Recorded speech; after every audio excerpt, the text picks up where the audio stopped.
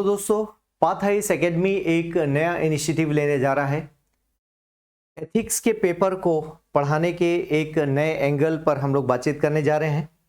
Path हाइस academy पूरे इस सिविल सर्विसेज एग्जामिनेशन प्रिपरेशन के इतिहास में इस तरह की एक्टिविटीज़ को लेकर आ रहा है। 15 डेज रेसिडेंशियल प्रोग्राम है।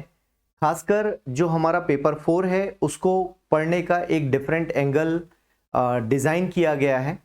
और ये कैसा डिज़ाइन है इसके बारे में बातचीत करते हैं। ये जो कैंपस दिख रहा है पीछे, ये रेसिडेंशियल कैंपस है जहां आपकी पढ़ाई होनी है। 15 डेज के इस प्रोग्राम में 7 डेज एक स्पेशल आपको लेक्चर रखा गया है आपके लिए, जिसमें कुछ विशेष मुद्दों पर बातचीत होगी। और ये मुद्दा होगा जीवन विद्या के साथ आपकी नैतिकता की पढ़ाई करना। अब ये जीवन विद्या है क्या चीज़, समझते हैं। पहले इस टोटल क्लासेस या वर्कशॉप के ऑब्जेक्टिव को समझते हैं। To understand how ethical values can be inculcated through education for a better world. अब तक हम लोगों ने एथिक्स को कुछ अलग एंगल से देखा, थ्योरेटिकल एंगल में देखा, और हमें लगा कि थ्योरी में होना चाहिए एंड देन हमें कुछ मार्क्स आ जाएं और फिर हम शायद नैतिकता के बारे में भूल जाते हैं। इंडिया में जब ढेर सारे चैलेंजेस की बात करें हम, खासकर सोसाइटी में या इस पूरे ग्लोब में, तो एडमिनिस्ट्रेटर्स की एक अलग रिस्पॉन्सिबिलिटी है। जैसे हम टीचर्स की रिस्पॉन्सिबिलिटी, हम डॉक्टर्स की, वैसे एडमिनिस्ट्रेटर्स की भी रिस्पॉन्सिबिलिटी है। हमारा मानना है कि जो आपके अंदर एथिकल वैल्यूज हैं, यदि आप उन्हें फॉलो करें, उनके बारे में और क्लैरिटी आपको मिल जाए, तो शायद आप और एंजॉय करेंगे इस लर्निंग की जर्नी को, जिसमें ना सिर्फ आप यूपीएससी के पेपर में अच्छा परफॉर्म कर पाएंगे, बल्कि अपने आने वाली लाइफ में भी उन चीज़ों को और वाकई सही मायने में उतार पाएंगे अपने जीवन में, फैमिली में, सोसाइटी में और नेचर के साथ। इन चारों के रिलेशंस को समझने के लिए इस वर्कशॉप को रेसिडेंशियल रखा गया है, जहां पर इस जीवन विद्या के एक्सपर्ट्स आपके साथ डील करेंगे। और उस कंटिन्यूस प्रोसेस में मैं डॉक्टर सुरेंद्र सिंह भी आपके साथ रहेंगे, और जो आपको एथिक्स पर गाइड करते चलेंगे कि ये थ्योरी और जो यूपीएससी का फॉर्मल सिलेबस है, इसे दोनों को एक साथ कैसे लेकर चलें।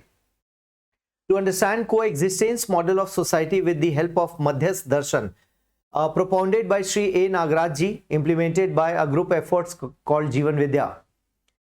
A. नागराज जी जो हैं इस मामले पर विशेषज्ञ रहे हैं, और उन्हें इन सब चीज़ों का जो ज्ञान रहा है, उन्हें किताबों के फॉर्म में या एजुकेशन मॉडल में, शिक्षा मॉडल में लाया गया।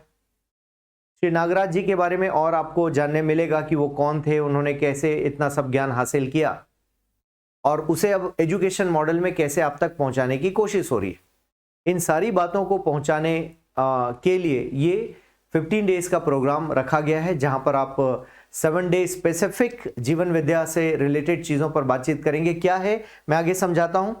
फिर ये जो मॉडल है, ये अलग अलग जगह पर, न सिर्फ इंडिया में बल्कि वर्ल्ड के अलग अलग जगह पर इसको टेस्ट किया गया। लोग इन फिलॉसफीज़ को जी रहे हैं अपनी लाइफ में। और ऐसा नहीं कि बहुत कुछ आपको लाइफ को चेंज करना है, बिल्कुल भी ऐसा मॉडल नहीं है। जो आपके अंदर थॉट्स हैं उनमें प्योरिटी कैसी लाई जाए, क्योंकि बिना क्लैरिटी के होता क्या है कि हम बहुत सारी चीज़ों में सोच रहे होते हैं कि हम खुश हैं, या हमें लगता है हमने अच्छा काम किया, हमें लगता है हम जन कल्याण, वेलफेयर का काम कर रहे हैं, हम गरीबों की सेवा कर रहे हैं, लेकिन शायद इसमें और कुछ बेहतर समझ हो सकती है।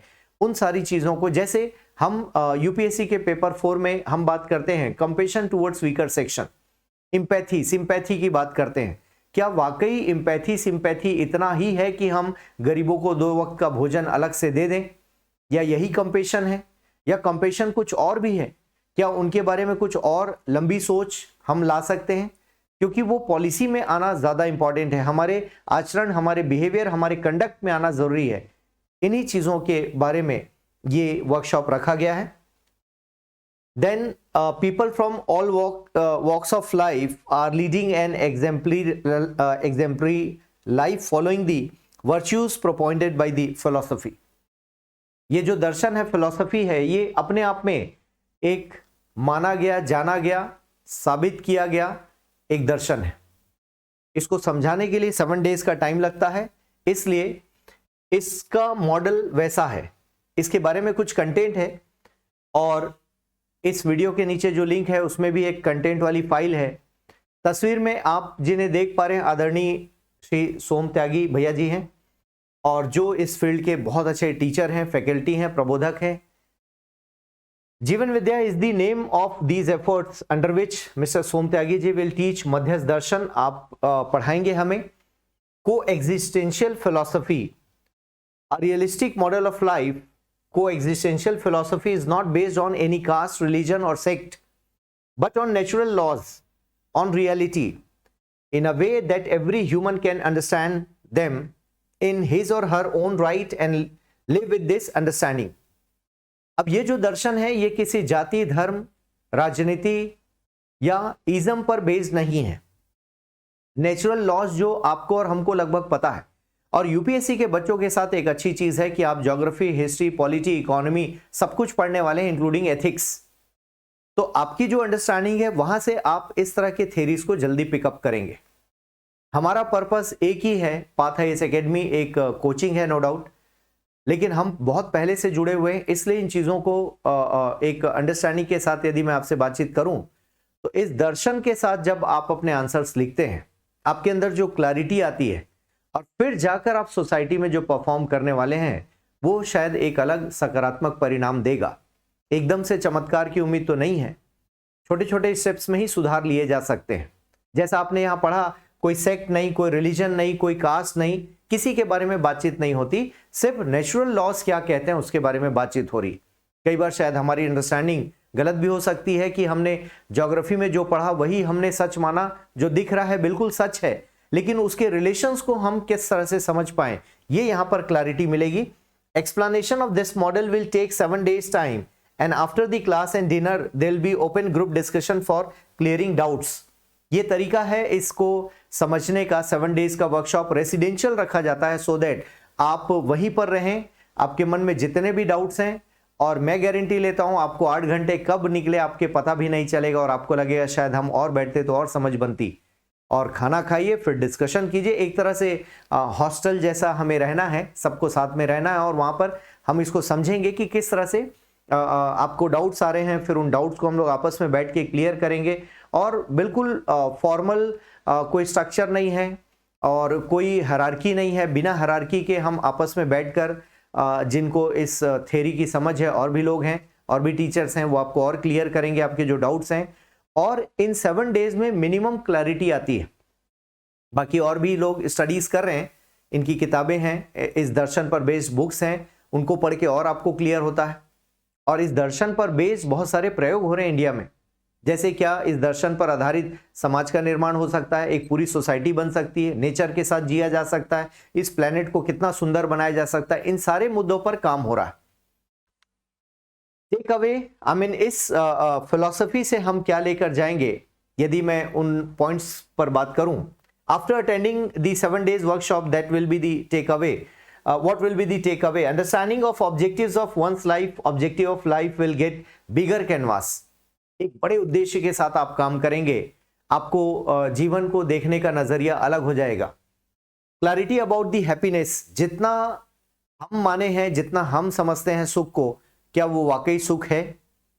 क्या महंगे मोबाइल से हमें सुख मिलता है कितने दिन तक, फिर नया मॉडल आया फिर वो सुख चाहिए, नई कार फिर वो सुख चाहिए?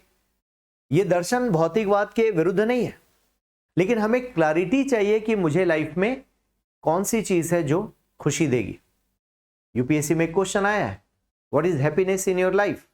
उसे किसी और फिलोसोफर के एंगल से देखा जा सकता है, लेकिन क्या गलत है यदि हम इस दर्शन के थ्रू आंसर करें कि सुख की परिभाषा यहां जो की गई है, हैप्पीनेस को यहां जो समझाया गया है, यदि हम वो लिखते हैं तो यूपीएससी ने कहां मना किया? और यूपीएससी ने बोला नहीं कि आप इन किताबों से पढ़ें। तो क्या एक नया एंगल हो सकता है सोचने का? डेफिनेटली होना चाहिए और हो भी सकता है। Ability to differentiate right and wrongs of one's action. खुद के कार्यों में गलत और सही को तलाश करना, और ये सिर्फ पढ़ने के लिए, मार्क्स लेने के लिए नहीं है, ये सोसाइटी में जीने के लिए, आपके अपने जीने के लिए है। आईएएस बनना हमारा एक छोटा सा एम है, बट हमें जो ह्यूमन लाइफ मिली है वो जीने के लिए बहुत लंबा और बहुत अच्छा समय है। वो बर्डन नहीं है, और सोसाइटी में रहना बर्डन नहीं है। हमने मान लिया है कि ये बर्डन है और इनको हम सॉल्व नहीं कर सकते, और ऐसा नहीं है कि चुटकी बजाकर सारी प्रॉब्लम सॉल्व हो जाएंगी। पहले मुझे मेरे अंदर की प्रॉब्लम सॉल्व करना है, वहां से इन थॉट्स को लेकर चला जा सकता है, और जब आप एडमिन में जाएंगे तो वो क्लैरिटी आपको और बेहतर ढंग से मिलती है। Ability to make a better world and planet for the coming generation. और आपकी और हमारी चिंता इस बात की नहीं हो सकती कि सिर्फ हमें ठीक रहना है, नीचे जो जनरेशन आ रही है उसके लिए हम कैसा अर्थ छोड़ के जाना चाहते हैं, किस तरह का प्लैनेट छोड़ के जाना चाहते हैं। क्या वो जाति धर्म के नाम पर भेदभाव वाला प्लैनेट होगा, या हम रिसोर्स को एक्सप्लॉइट करते जाएं और हम सोचते चलें कि यही लाइफ है, सभी लोगों को गाड़ियां चाहिए, कितनी गाड़ियां चाहिए। दिल्ली आप देख पा रहे हैं कि लगभग गैस चैम्बर में तब्दील होती हुई नजर आ रही है। ऐसे हमारे बहुत सारे शहर हैं, अकेले दिल्ली नहीं, कई सारे शहर हैं। किस हद तक हम वहां ले जाना चाहते हैं? क्या कभी इसका कोई सॉल्यूशन नहीं निकलेगा? क्या बिल्कुल एंड है इसका? नहीं, आगे उम्मीदें बाकी है। Ability to stop being affected by others incapacity, that is very important. दूसरों की इनकैपेसिटी हमें प्रभावित ना करे, दूसरों की अक्षमता हमें हमारी क्षमता को प्रभावित ना करे। Ability to understand our relations with self, family, society and nature. हमारे अपने रिलेशन, मेरा अपना संबंध मेरे साथ, मुझे अपनी समझ कितनी है, मुझे सुख कब होता है, मुझे दुख कब होता है, मेरे भाव क्या है, मेरे विचार क्या है।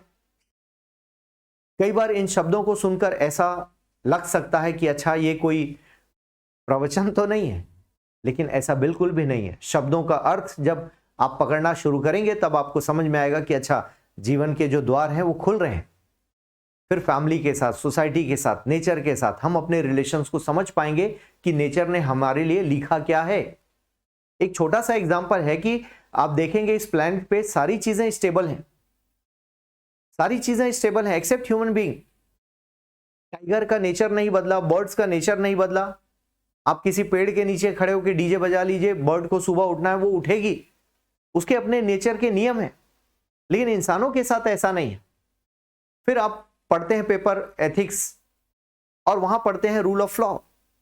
एथिक्स क्या है? एक स्टेबिलिटी से शुरू होने वाली चीज है, कोई सिद्धांत है, और सिद्धांत में स्थिरता होती, कठोरता नहीं, स्थिरता।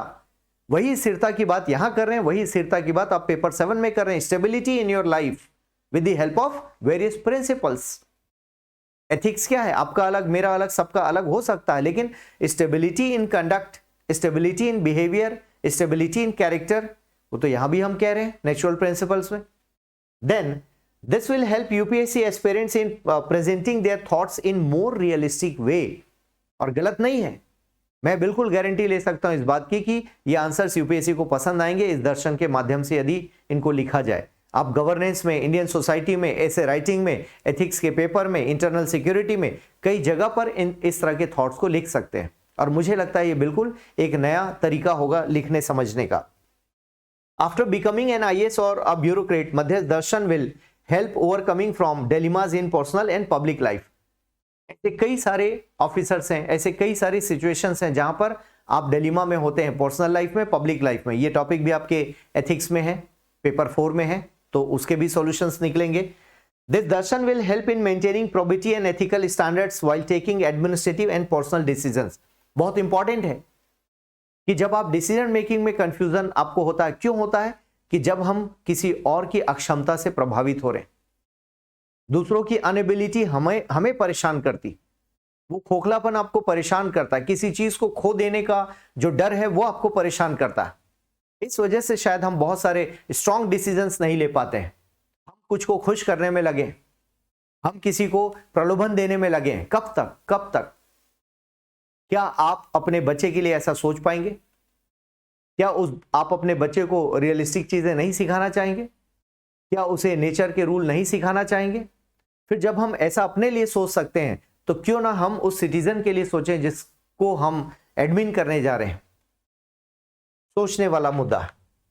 तो दोस्तों, एक हिंदी में लिखा हुआ, हिंदी इंग्लिश दोनों में होगा ये, और पहली बार ये एक्सपेरिमेंट है यूपीएससी के सिलेबस के साथ इसको पढ़ाए जाने का। तो ऑब्वियसली बाइलिंगुअल मोड पर रखा जा रहा है, हालांकि इंग्लिश में अलग, हिंदी में अलग कंटेक्स्ट और कंटेंट अवेलेबल हैं, पढ़ाने वाले भी अलग अलग हो सकते हैं। लेकिन अभी फिलहाल ये फर्स्ट बैच है, इसलिए एक साथ ही हम लोग लेकर चलेंगे।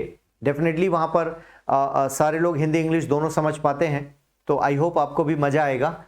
हिंदी में देखिए क्या लिखा, यह दर्शन अस्तित्व आधारित मानव के मानव केंद्रित चिंतन है, इसे यहां मानव जाति के मूल्यांकन और अध्ययन के लिए भौतिकवाद, विज्ञान और आस्तिकता, अध्यात्मवाद के विकल्प के रूप में प्रस्तुत किया जा रहा है। विकल्प बोला है ना?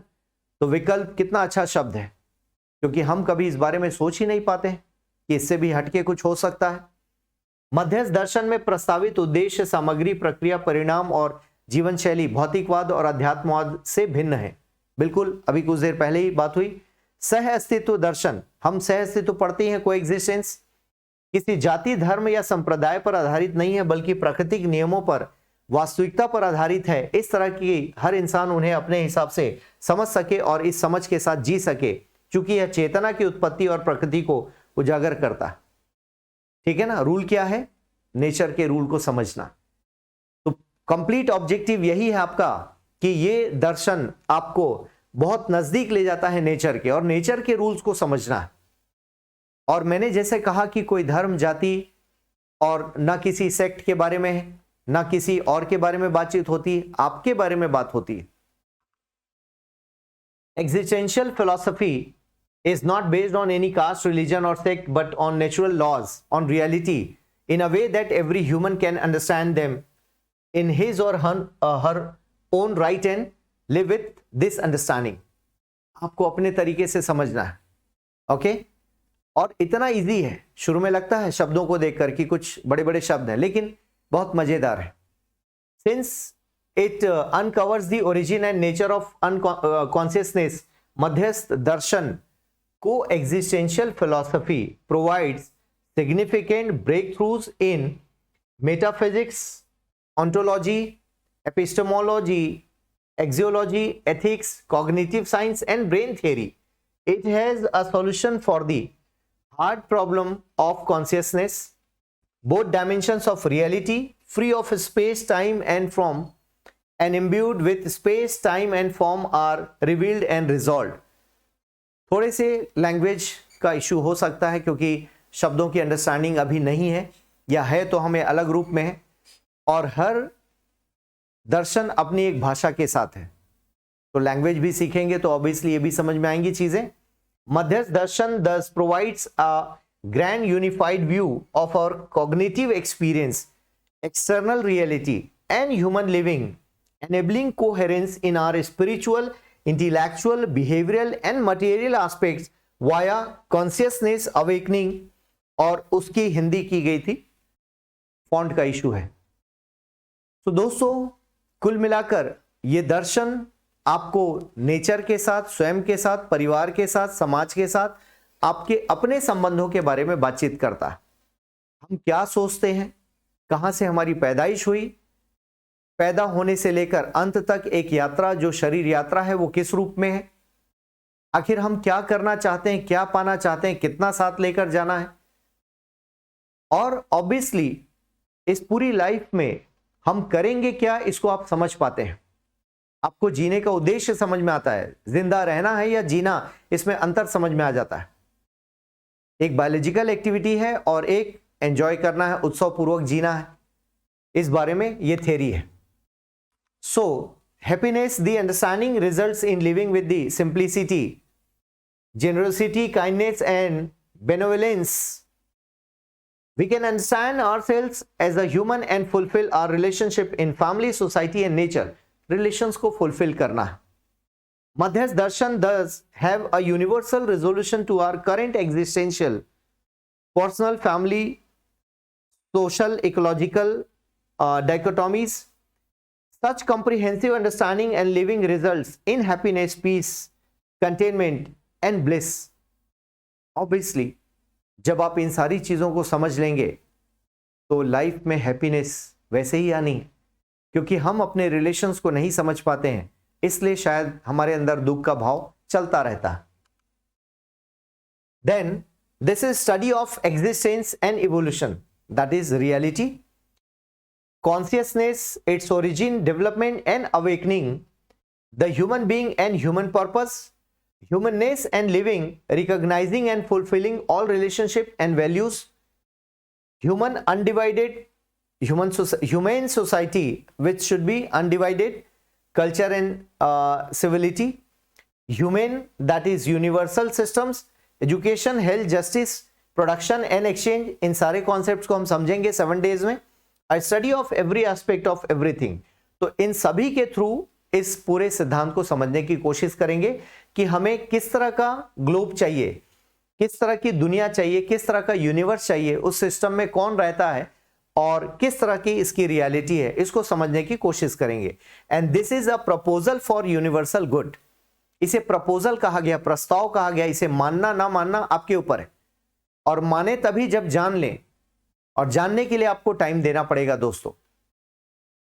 Objective of Jeevan Vidya for qualitative improvement from animal consciousness to human consciousness in human kind, for evidence of humans living with complete human conduct, with humanness, मानवता के साथ, अनडिवाइडेड ह्यूमन सोसाइटी, मतलब हमें विखंडित समाज नहीं चाहिए, and balance in nature for omni dimensional solution and prosperity, evidence of universal orderliness. Universe में एक व्यवस्था है, एक ऑर्डर है, लेकिन मनुष्य के जीवन में वो व्यवस्था नहीं है। आप देखेंगे कि सूरज जब हमें दिखना है वो दिखता है, लेकिन पॉल्यूशन, हमारे पॉल्यूशन की वजह से सूरज की रोशनी हम तक नहीं आ पाती है। प्रकृति अपनी व्यवस्था में है, मनुष्य अपनी व्यवस्था में नहीं है, इसलिए सारी प्रॉब्लम, सारी गड़बड़ियां हो चुकी हैं। Now this is scope of Jeevan विद्या। तो अब स्कोप में क्या है? नॉलेज, ज्ञान प्राप्त करना, अंडरस्टैंडिंग। अब ये ज्ञान क्या है? Understand the human being conscious and physical aspects, इसको समझना, इसके प्रति जानकारी लेना। Understand entire existence that is reality and purpose of all entities in it, जितने भी एंटिटीज इस अर्थ पे हैं उनके कोई ना कोई पर्पस है, उनको समझना। इसमें ना कोई जादू की भाषा है, ना कोई धर्म की भाषा है, ना कोई अलौकिक, ना कोई परलौकिक, जो कुछ भी है हमारे आसपास रियलिटी को समझना है। अंडरस्टैंड ट्रू नेचर और डेफिनेट ह्यूमन कंडक्ट, जो आपका व्यवहार है, जो आपका कंडक्ट है, उसको समझना है। कैसे समझेंगे? इन्हीं अलग अलग कॉन्सेप्ट्स के थ्रू जाएंगे हम, और बेसिकली उसी का ही एक्सटेंशन, विजडम, विवेक, identification of laws of living, intellectual laws, social law and natural law, इन सबको समझते हुए आगे बढ़ेंगे हम। Identification of the universal human goal, then science, विज्ञान की बात होगी। Knowledge of activity, time and decision, इसको समझेंगे हम लोग। विज्ञान किस में है? Activity, knowledge of activity, time and decision. Then physical science, behavioural science and spiritual science. ये फॉन्ट में थोड़े इश्यूज आए हैं, इसको हम छोड़ देते हैं। ये जो शेड्यूल होगा दोस्तों, 26 फरवरी से 10 मार्च का शेड्यूल है, 15 डेज का। और आप पहले भी 24-25 को Path IAS academy Delhi, old Rajendra Nagar, 1/18 block का नंबर है, अग्रवाल स्वीट्स के जस्ट अपोजिट है, वहां आकर आप मिल सकते हैं और एक ओरिएंटेशन जैसा आप अटेंड कर सकते हैं दिल्ली में। लेकिन 15 डेज का प्रोग्राम हापुड़ में होगा, और ये क्लासरूम इस तरह से हैं। हापुड़ में देख पा रहे हैं आप, क्लासेस चल रही हैं, और ये आसपास थोड़ी हरियाली, और आपको वहाँ पर फूड एंड लॉजिंग कंप्लीट करके दे रहे हैं अरेंजमेंट्स। खाना 3 टाइम का, चाय वगैरह ये सब मिलेंगे आपको, और वहीं रहना है आपको। और रूम अरेंजमेंट्स हैं, और एसी कमरे हैं सभी जगह पर, नल, पानी, गीजर, हर चीज़ की व्यवस्था है। और ये कोई कमर्शियल एंगल नहीं है इसका। जीवन विद्या का कभी भी उद्देश्य नहीं रहा है कि कमर्शियली इसको आगे लेकर जाना है। और मज़े की बात है कि ये सभी जितने भी वर्कशॉप होते हैं कंप्लीट डेडिकेशन के साथ होते हैं, और आपको सिखाने पर ही फोकस होता है। और दिल्ली से 60 किलोमीटर की दूरी है, लगभग 1.5 घंटा आप मानकर चलिए, और आप खुद भी पहुंच सकते हैं, या पाथ आईएएस एकेडमी आपको अरेंज करेगा ले जाने के लिए। तो जैसा भी आपको ठीक लगे, लोकेशन जो रजिस्टर्ड बच्चे होंगे उनको मैप सेंड कर दिया जाएगा, सॉफ्ट कॉपी इसकी। और अभ्युदय मानव शोध संस्थान हापुड़, और ये लोकेशन है बेसिकली, यहाँ पहुँचना है। और आप अपने निजी कपड़े और ये सारी चीज़ें रख लेंगे, वहाँ पर बिस्तर आपको मिलेगा, रजाई वगैरह है, कंबल है, गद्दे हैं, ये सब आपको दिए जाएंगे। बाकी अपने जो भी पर्सनल होते हैं, टूथब्रश, ये सब आप खुद स्वयं लेकर आएंगे, अपने कपड़े वगैरह। और फीस इस पूरे प्रोग्राम की 20,000 रखी गई है। ये फीस ध्यान रखिएगा, पाथ आईएएस एकेडमी चूँकि जुड़ा हुआ है, और आपके कुछ एक्सपेंसेस हैं उसमें, और एथिक्स की क्लास भी है 7 डेज़ के लिए, तो उसमें ये 20,000 फीस स्टूडेंट्स के लिए रखा गया है बेसिकली। और जीवन विद्या के जो वर्कशॉप होते हैं वो अलग तरीके से होते हैं, लेकिन ये स्पेशली डिजाइंड है उन बच्चों के लिए जो सिविल सर्विसेज की प्रिपरेशन कर रहे हैं, उनके हिसाब से इसको डिजाइन किया गया है। ये वो कैंपस है, रिसेंटली दिल्ली के अलग अलग फैकल्टीज, अलग अलग इंस्टीट्यूट्स के 1 डे का वर्कशॉप हुआ था, जिसे सोम त्यागी भैया जी ने लिया था, और यहाँ देख पा रहे हैं वो क्लास अटेंड करते हुए, एक साथ खाना खाते हुए। वही कैंपस है, यहीं पर आपकी क्लासेस होंगी दोस्तों, और बहुत अच्छा एक पॉजिटिव एनवायरनमेंट है। आई होप आप एंजॉय करेंगे। ये बिल्कुल नई लर्निंग है, और वैसे तो फैमिली मेम्बर्स भी साथ आ सकते हैं इसमें, उनको भी लाया जा सकता है, डेफिनेटली वो भी आपके साथ रह सकते हैं, कहीं कोई प्रॉब्लम नहीं है। और ये यूपीएससी फैकल्टीज़ अलग अलग इंस्टीट्यूशन से अलग अलग सब्जेक्ट्स के लोग जुड़े हैं, ताकि इसकी समझ बने इस थ्योरी की, और वो आप तक अपनी बात पहुंचा पाएँ, इसलिए भी रखा गया है। और ये बिल्कुल भी इसमें कहीं कोई कमर्शियल इन्वॉल्वमेंट नहीं है कि कोई कोचिंग खोलना है या इस तरह की कोई भी चीज़ नहीं है। ये बहुत पहले से चला रहा है, आज 20-25 साल से ये मिशन चला रहा है। और दिल्ली में जितना भी एजुकेशन रिफॉर्म आप देखते हैं, उसके पीछे यही सब थ्योरी हैं, और हैप्पीनेस करिकुलम के पीछे जीवन विद्या हैं, और जीवन विद्या की एक टीम है। बेसिकली देश के अलग अलग जगह से लोग हैं, और अलग अलग फैमिली, अलग अलग धर्म के लोग, अलग अलग पेशे के लोग इसमें इन्वॉल्व हैं। सबका एक मत है और एक तरीके से आगे बढ़ रहे हैं, और यहाँ पर हम सब ज्ञान प्राप्त करना चाह रहे हैं, और हम सुख की तलाश में हैं, लेकिन सुख बिना ज्ञान के संभव नहीं है। पहले पहचानना है कि हमें चाहिए क्या।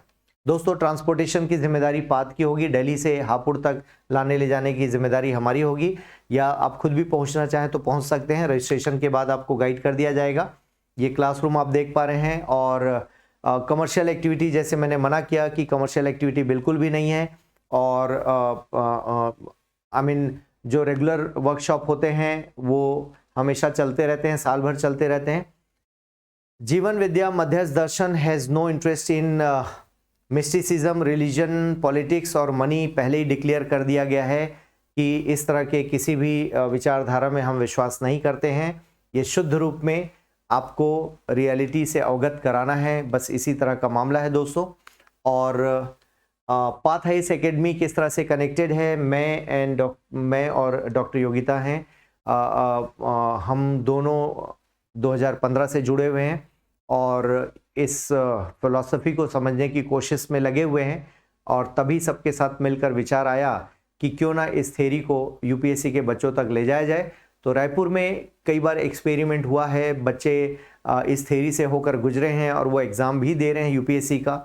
और छत्तीसगढ़ के अलावा बहुत सारे स्टेट्स हैं जहां पर एजुकेशन डिपार्टमेंट ने ऑफिशियली इस कोर्स को शामिल किया है अपने सिलेबस में। रायपुर के technical university, NIT, IIIT Hyderabad, Nepal government अलग से इसको अपना चुकी है। महाराष्ट्र गवर्नमेंट में एक्सपेरिमेंट्स हो रहे हैं, कई जगह पर एक्सपेरिमेंट्स हो रहे हैं। क्योंकि इसका बहुत ढोल नहीं बजाया जाता, इसलिए आपको हर जगह पर नहीं दिखेगा, लेकिन आप कभी भी मध्यस्थ दर्शन .info में जाकर आप साइट पर कंटेंट और इसके बारे में जानकारी ले सकते हैं। यूट्यूब में ढेर सारे वीडियोस आपको मिल जाएंगे, सोम भैया के अलावा भी और भी बाकी लोग हैं, और ओपन चीज़ है, कहीं कुछ छुपा हुआ नहीं है। लेकिन ये बिल्कुल यूपीएससी में एक नया प्रयोग है, और यूपीएससी के बच्चों में एक ही उद्देश्य है उनके आपके पास इस थ्योरी को ले जाने का, वो यही है कि आप इस चीज़ को समझें कि आपकी लाइफ में सिर्फ यूपीएससी पास करना नहीं है, वो एक पड़ाव मात्र है। उससे आगे आप सोसाइटी और समाज को लीड कर रहे हैं। दोस्तों, यदि एडमिनिस्ट्रेशन बहुत अच्छा परफॉर्म करता है, न्यूट्रल होकर परफॉर्म करता है, क्लैरिटी के साथ परफॉर्म करता है, और उसे पता है कि मुझे लाइफ में क्या चाहिए, तो शायद हम बहुत सारे चैलेंजेस को दूर कर सकते हैं। एथिक्स का पेपर लाया इसीलिए गया है कि आप एथिक्स की बातें पढ़ें, करप्शन कुछ हद तक कम हो सके आपकी लाइफ में, पर्सनल लाइफ में करप्शन, पब्लिक लाइफ में करप्शन, एडमिनिस्ट्रेटिव पोस्ट में करप्शन, आपके डिलेमास खत्म हो सकें। जो गरीब जनता है, जहां पर चैलेंजेस हैं, अनप्रिविलेज सेक्शंस हैं, उनको किस तरह से हम अपलिफ्ट कर सकें, उनको समाज में कैसे आगे ले जाया जाए। क्या उनको सिर्फ 2 वक्त की रोटी देने से काम चल जाएगा या कुछ और करने की ज़रूरत है, इस कॉन्सेप्ट पर काम करने की ज़रूरत है। तो पेपर 4 आपसे आपकी पर्सनालिटी से अलग तरह की चीज़ें डिमांड करता है। यदि एथिक्स को किताबों से रट के पढ़ना होता और समझना होता, तो शायद बहुत सारे लोग किताब और सिलेबस, फॉर्मल सिलेबस पढ़ रहे हैं, ये दर्शन आपको एक अलग तरीके से एक अवेकनिंग देगा, डेफिनेटली एनलाइटनमेंट कह सकते हैं हम इसको। और जो यूपीएससी के फैकल्टीज़ हैं, 1 डे वर्कशॉप अटेंड करने के बाद उन्होंने भी रियलाइज़ किया कि यस, इस दर्शन में बहुत पावर है, दम है, और इसको समझ के आगे चला जाए तो खुद की लाइफ के लिए भी बेटर होगा और सोसाइटी, नेचर और पूरे समाज के लिए हम बहुत उपयोगी साबित होंगे। क्योंकि हमारी यात्रा सिर्फ ये नहीं है कि कई करोड़ रुपए मेरे पास आ जाएं, करोड़ रुपए आने में भी प्रॉब्लम नहीं है, लेकिन उसे लाना क्यों है और आएंगे कैसे, उसकी क्लैरिटी हो जाए तो शायद फिर हमारा जीवन बहुत अच्छा हो जाएगा। तो ये किसी तरह का धार्मिक प्रवचन नहीं है, किसी जाति के बारे में उल्लेख नहीं है, कोई पंथ नहीं है और किसी तरह की भक्ति नहीं है। ये सिंपल एक दर्शन है, मध्यस्थ दर्शन है, जिसे जीवन विद्या भी कहा गया। और इसे आपको 7 डेज की क्लास में समझना है। कोई योग साधना नहीं करनी है, सिंपल क्लासरूम मेथड है। कॉपी किताब लेकर बैठेंगे, लेक्चर्स होंगे, सारा रिकॉर्डिंग होगी, रिकॉर्डिंग आप ले सकते हैं, कहीं कोई चीज़ छुपी हुई नहीं है। और बहुत सारे लोग शुद्ध भाव के साथ जुड़े हुए हैं। तो इसको बहुत ज़्यादा वीडियो में यहाँ से नहीं समझाया जा सकता, लेकिन आप ज़रूर क्लास के लिए चलें। और ये क्लासेस हापुड़ में होंगी, 15 डेज का प्रोग्राम है और इसके साथ साथ एथिक्स का फॉर्मल सिलेबस आपको कराया जाएगा। मैं डॉक्टर हामिद खान और मेरे साथ डॉक्टर सुरेंद्र के सिंह सर भी होंगे। वो आपको एथिक्स वाले सिलेबस पर आपसे बातचीत करेंगे। क्योंकि मैं दोनों पक्ष को समझ पा रहा हूँ, एथिक्स मैं अपनी एकेडमी में पढ़ाता हूँ, तो और डॉक्टर सुरेंद्र के सिंह भी काफ़ी अनुभवी हैं, 25-30 साल से वो पढ़ा रहे हैं, तो काफ़ी अनुभव है उनका, हमसे बड़े हैं, हमारे टीचर हैं। और हम मिलकर आपको इस एग्जामिनेशन के अच्छे परफॉर्मेंस के लिए भी तैयार करेंगे और आपकी लाइफ में जो आप अच्छा कर सकते हैं वो इस दर्शन से आपको ज़रूर बेनिफिट होगा। तो ये विन विन सिचुएशन है आपके लिए। और स्वार्थ तो नहीं कहना चाहिए, एक ही उद्देश्य है कि आप भी सोसाइटी में जाएं तो कुछ अच्छा सोच कर जाएं और कुछ अच्छा करें। इसी बहाने आपके मार्क्स अच्छे हो रहे हैं, इसी बहाने आपके थॉट्स अच्छे हो रहे हैं। और उन थॉट्स को लेकर यदि हम ब्यूरोक्रेसी में जाते हैं तो मुझे लगता है समाज और इस पूरे प्लैनेट का इससे बढ़िया कल्याण हो नहीं सकता। तो आइए दोस्तों, मिलते हैं। कोई भी आपको डाउट्स आते हैं तो प्लीज़ हमें कॉल कीजिए और नीचे दिए गए नंबर्स पर कॉल करें आप। और आप आकर मिलना चाहें तो मिल भी सकते हैं, दिल्ली या रायपुर के किसी भी ऑफिस में आप मिलना चाहें तो आप बातचीत कर लें, फ़ोन कर लें और इससे मुलाकात हो जाएगी। और फिर आपसे बहुत जल्दी हापुड़ ले चलने के लिए आपसे मुलाकात होगी। थैंक यू, नमस्कार दोस्तों।